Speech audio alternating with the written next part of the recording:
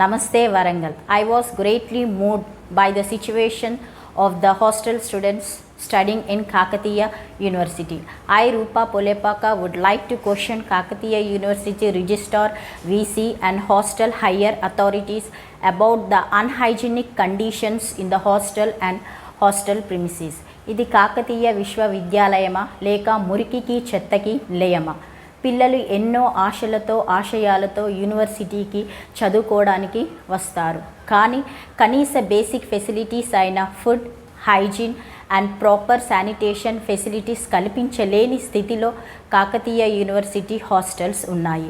అధికారులు వెంటనే పరిస్థితులను మార్చాలి, పిల్లలకి అన్ని సదుపాయాలు కల్పించాలి. మొన్నటికి మొన్న లేడీస్ హాస్టల్లో ఒక అమ్మాయి మీద ఫ్యాన్ పడి 20 కుట్లు పడ్డాయి. అయినా ఎవరు సరి అయిన చర్యలు తీసుకోలేదు. ఆ టైంకి వచ్చి ఏదో మాటలు చెప్పేసి వెళ్ళిపోయారు.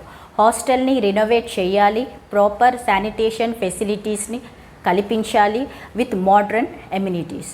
This is our demand on behalf of Kakatiya university students.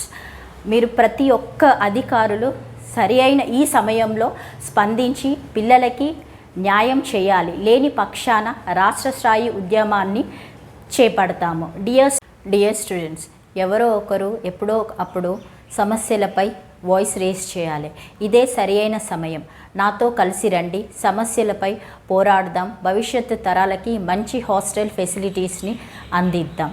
Please do contact me. Polepaka, politician, social activist.